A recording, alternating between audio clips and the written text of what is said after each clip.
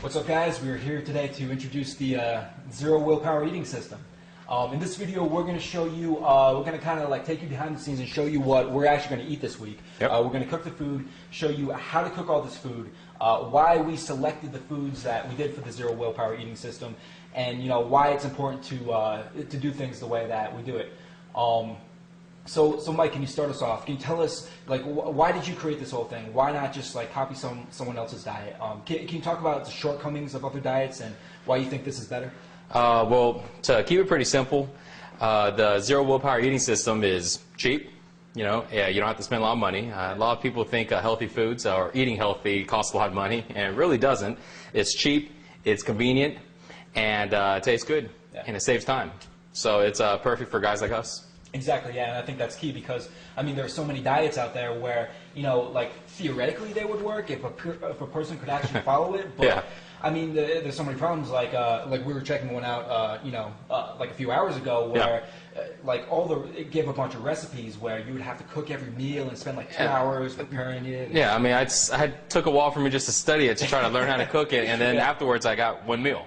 And then what about the other meals I'm going to eat throughout the day? I mean, that just doesn't work out. Exactly. If I wanted to learn how to cook, I'd go to a cooking school and I'd do something else. But yeah, I do it to stay lean and to stay healthy. Yeah, and basically, another problem we were talking about is that a lot of these diets were actually, mainly designed for women. Yeah. Who enjoy cooking typically a lot more than us. Yeah. And who like cooking every meal. But, this is something where once you cook the meals for the week or, week and a half or whatever you do, that's pretty much all you have to do. Right.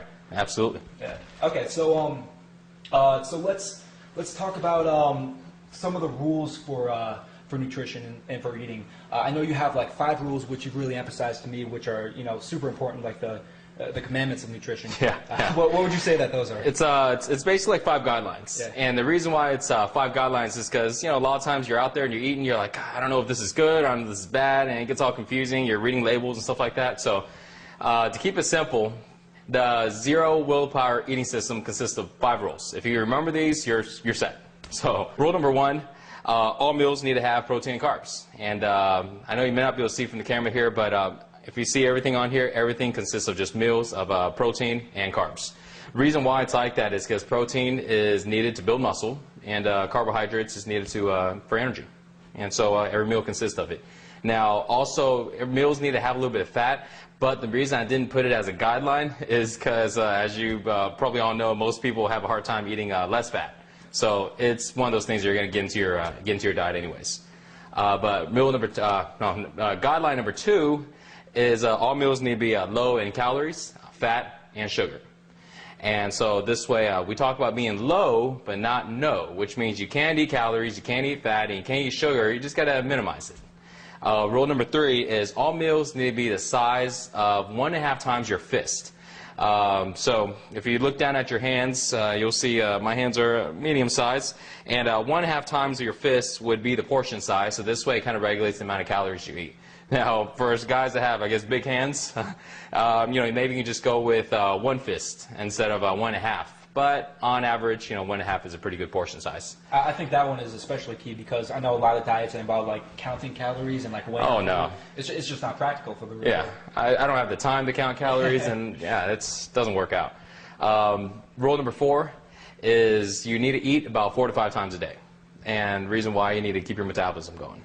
But if you, a lot of guys I heard always ask me like, Mike, I don't have I don't really even, not that hungry. I can't really eat 4 or 5 times. I have a hard time eating 3, And they'll find that if you decide that, if you actually follow rule number 3 and you eat the portion size that you're supposed to, about a fist and a half, you'll get hungry in a couple hours. So you don't really have to try to eat, 4 to 5 times. Just as long as you follow the first 3 rules, number 4, you'll end up being hungry and need to eat 4 to 5 times anyways.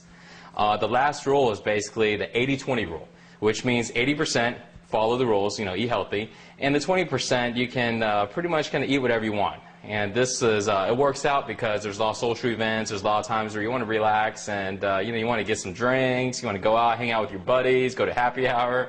And, we're not robots, we still have fun, we still, eat some of the foods we like. And so that's why 20% of your foods are pretty much whatever you like.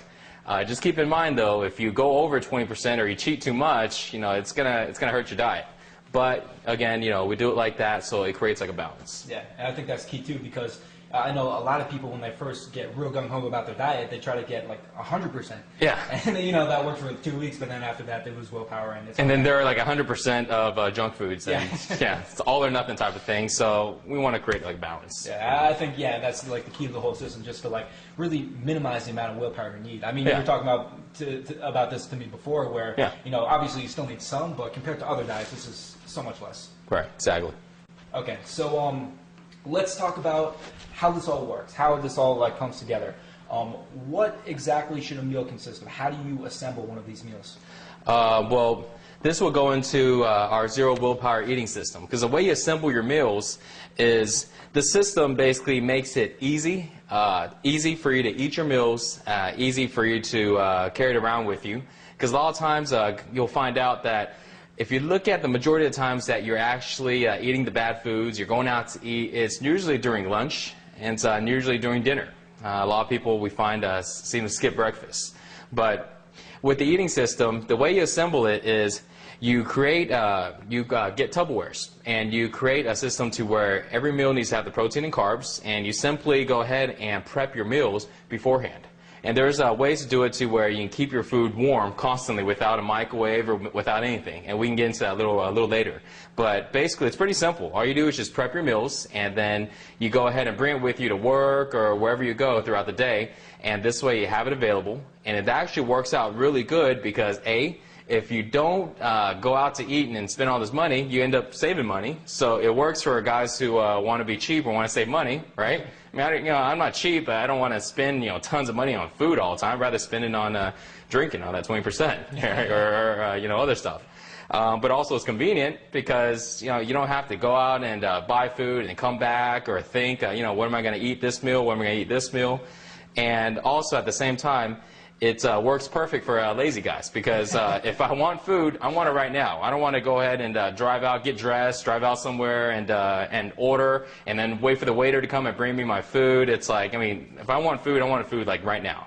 And most of the time with the eating system, with it being Tupperwares, all you do is just take it out of the fridge or take it out of a place that you put it in and stick it in the microwave. And 2 minutes, you're eating. Yeah. So makes it perfect. I think like the real genius of the system is that it actually uses your laziness to your advantage rather than having it to be something you fight against. Because I know ever since you showed me this and I started using it, I got so used to like the instant gratification of eating like 2 minutes after I was hungry that I don't even really want to order pizza anymore because I don't want to wait 20 minutes. I want it now. And that like utilizes exactly. We never have to plan to I'm going to eat in an hour. What should I do and where should I go and all that stuff. It's just I'm hungry. I eat. That's exactly, it.